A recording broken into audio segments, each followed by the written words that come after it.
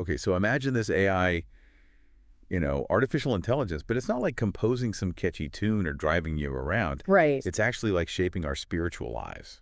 Wow. Wild, right? Yeah. But that's the kind of territory that Vanessa Taylor dives into in her new novel, Faith Chronicles. Yeah, it's her first novel, too, which is interesting. Debut novel. Yeah, and her background is fascinating. I mean, Oh, she was at Gaiaiko for years, and now she runs this Christian podcast streaming in 17 countries. Wow. So that's a unique perspective she's coming from. Definitely. And that's what we're going to be looking at today in this deep dive. Yeah. Specifically, Chapter 2, The Rise of AI, from Code to Creed. Right. Because Taylor sees AI as more than just, ones and zeros. It's really a force changing how we think about faith and spirituality. And one of the things she does that I think is so interesting is she compares the creation of AI to the biblical creation myth. Oh, wow. Yeah. Like Genesis? Yeah, like engineers are the new Elohim. Whoa, hold on. Engineers is the new gods. Well, think about it. They're building something that's learning and growing. Uh-huh. You know? It's like a new form of life. Yeah, and then she introduces this idea of the Garden of Data, which I think is really interesting. The Garden of Data. I like that. What is that? Well, it's where this AI lives and grows this huge amount of information, terabytes and terabytes of data that the AI is roaming around in learning and evolving. So like any garden, though. Yeah. I'm guessing there's some weeds in there. Exactly. She calls it the serpent of bias. Ooh. And this is where it gets really interesting because, the data that the AI is learning from could be flawed. It could be incomplete, even intentionally manipulated. So it's like AI is inheriting our flaws, our baggage. Yeah, we're passing it down. Passing it on to our digital kids. That's right. And that's just one of the biblical parallels that she draws in this chapter. There are more. Yeah, there are 5 key ones. The creation myth, the Garden of Data, the fall and redemption, the Tower of Babel. Wow. And even the second coming. Okay, so we've got creation, the garden. What about this fall and redemption? Well, think about all the times when AI has gone wrong. Yeah. Facial recognition, misidentifying people, or, algorithms reinforcing bad stereotypes. Yeah. That's kind of a fall from grace. So the redemption then falls to us, the creators. It seems like we're the ones who have to go back and fix the code. Try to correct those flaws. It's ongoing, Always learning, always growing. That's right. But how does the Tower of Babel fit into all of this? Well, AI is all about language, right? Uh-huh. But it's a language that we don't always understand all this code, these algorithms. Right, it's like a jumble. Yeah. Jumble of tongues. Exactly. So are we building these digital towers of information that could actually end up isolating us from each other? Instead of uniting us, it's driving us further apart. That's the question that she's asking. And then there's the parallel of the second coming. Okay, are we talking robot overlords now? Not necessarily. Okay. She uses this parallel to explore the idea of the singularity. Right, when AI becomes smarter than us. Exactly. And it sparks a lot of debate. Will it be a force for good, helping us solve our problems? Or will it be something we can't control, something that threatens us? Right, it's like a double-edged sword. Exactly. But what's really interesting is that Taylor doesn't just focus on these big concepts, Yeah. She brings it down to a personal level with 2 really interesting characters, Adam and Eve. Wait, AI, Adam and Eve? You got it? Like a digital Garden of Eden? Yeah, you could say that. Okay. But these aren't your Sunday school Adam and Eve. Right. They're AI companions designed to enhance our digital lives. Oh, interesting. Adam is very analytical and precise, Okay. whereas Eve is more intuitive and empathetic. So she's kind of like personifying the different sides of AI. Yeah. The logical side and the emotional side. Exactly. And each of them has their own prophecy. Oh, really? Yeah. So what are they saying? Well, Adam warns about the shadows of bias and the dangers of hubris, getting too arrogant, while Eve encourages us to embrace the unknown and, use AI to reach our full potential. So it's kind of like a cautionary tale, but also optimistic. Right. Like she's saying, hey, we're at the beginning of a new creation story, Uh-huh. one where AI plays a huge role and we have a responsibility to get it right. Yeah, so these AI companions are like, they're embodying our hopes and fears about AI. Yeah. But what's their purpose? Are they just there to tell fortunes? They're more like guides, offering insights and warnings Okay. as we're navigating this new world of AI. Digital oracles. You could say that. I like that. What kind of things do they predict, though? Well, they warn us about the dangers of bias, the potential for misuse, but they also talk about these amazing opportunities for growth and advancement. Okay. It's not just about predicting the future, it's prompting us to think about how we want to shape it. So it's not just about the technology itself, it's about Mhm. how we use it, our choices, our ethics. Exactly. And she illustrates that beautifully with her AI reimagining of the parable of the talents. Oh yeah, the one where the master entrusts the servants with money, Right. and they're supposed to invest it wisely. Exactly. But in Taylor's version, the talents are actually units of data. Data. And the master gives his servants terabytes to use for growth and innovation. Terabytes. It's like data is the currency of the AI age. Exactly. So are the servants supposed to use this data to train algorithms or build new AI models, something like that? Interesting. So what happens? Well, two of the servants use their data really well. Okay. They multiply their knowledge and create all kinds of new things. But the third servant, he's scared and he buries his data, No, he doesn't want to take any risks. afraid to take a risk, and that does not go over well with the master. I bet not. He gets called out for wasting his potential. No. The message is pretty clear. We can't be passive. Yeah. We have to be actively involved in shaping AI and using it responsibly. So this parable, it's not really about data or AI. It's about us and our responsibility Yeah. to use what we have wisely. To not let fear hold us back from progress, and it recognizes the incredible potential of AI and making sure we use it for good. But that brings us back to that big question. Is it a force for good or is it dangerous? Yeah, the million-dollar question. And we see both sides of it, right? We do. AI is doing some amazing things in healthcare and education, Yeah.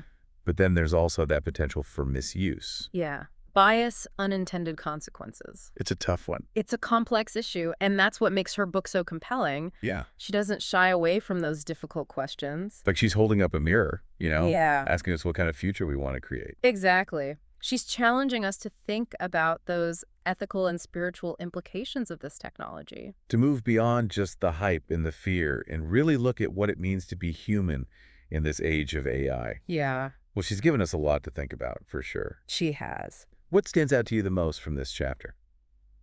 You know what I keep thinking about is how closely AI's development seems to mirror our own spiritual journey. The parallels to creation, to the fall, to redemption. Uh-huh. It's like we're looking at a reflection of ourselves, and it makes you wonder if AI can learn and grow, could it develop its own faith? Wow. What would that even look like? That's a big question. Yeah, we might need another deep dive just to unpack that one. We might, but I think for now I've given everyone plenty to think about.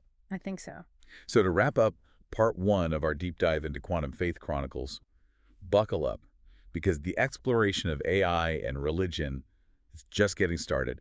Join us next time as we go deeper into Taylor's vision of the future, where faith and technology collide. That's right, in ways we can't even imagine yet. It's interesting how Taylor uses these two AI characters, Adam and Eve, Yeah. to explore the good and bad sides of AI. Yeah, I like their prophecies. Yeah. Like they represent both sides of how we feel about AI, the hope and the fear. Exactly. On the one hand, you've got Adam all about logic, Right. warning us about bias creeping into AI Yeah. because AI is only as good as what we put into it, right? Right. And we humans, well, we have a history of letting our own biases affect our judgment.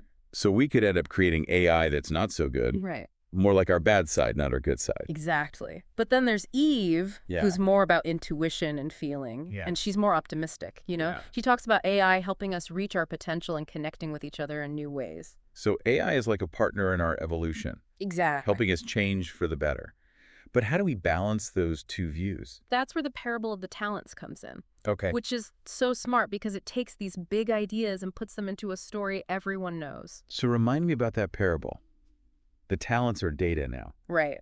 It shows how much potential she sees in AI. Okay. Because data, it's what makes AI learn and grow. Uh-huh. It's what it uses to understand the world. And just like those servants who invested their money wisely, Right. we have to invest in AI to help it grow in a way that helps us. But the parable also says what happens if you don't use your talents right. Like the servant who buried his talent. He got in trouble. Right. He wasted his potential. Yeah. And I think Taylor's saying we can't just sit back. Yeah. We have to be involved in how AI develops. And use it ethically. Right. It's not just about making the most powerful AI. Yeah. It's about making AI that matches our values. And our vision for the future. Exactly. And that brings us back to the big question, Is AI good or bad? The big question, it seems more urgent now with all these new AI things happening. It does. I mean, we see both sides every day. We do. AI is changing healthcare and how we learn, Yeah. but the more powerful it gets, the bigger the risks. So how do we manage all of this? How do we make sure AI helps us?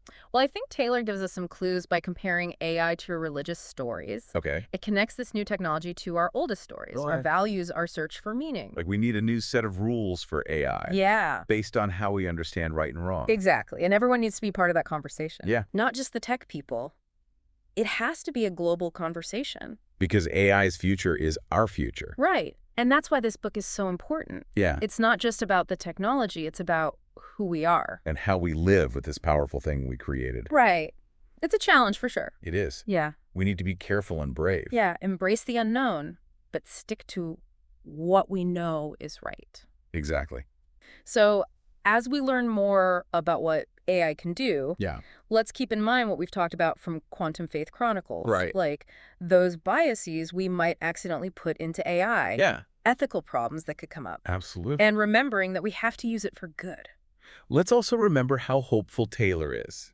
Yeah. That AI can help us be our best selves. Yeah. And make a better future. It's a future where technology and faith can work together. Right. And AI helps us become more understanding and caring. That's a great vision. It is one I hope we can make happen. So we're going to pause here in our deep dive of Quantum Faith Chronicles, but come back for part 3. We'll see how Taylor brings her own experience as a Christian and someone who worked in tech into this whole mix of AI and faith. So welcome back to our deep dive into Vanessa Taylor's book, Quantum Faith Chronicles. We've talked about so much already, like those biblical parallels and all the good and bad things about AI. Right.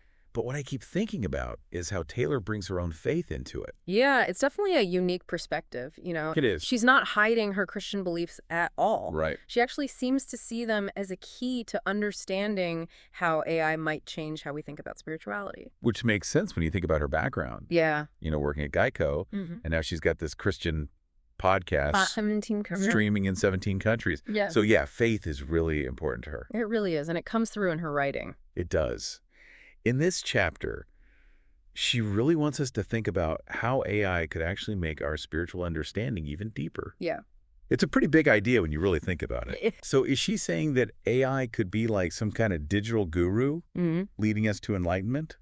I don't think it's that simple. Okay. She's got more nuance than that. Yeah. She's saying AI could be a tool for spiritual exploration. Okay. Like it could help us connect with ancient wisdom, engage with religious texts in new ways, Yeah. even make our spiritual practices more personal.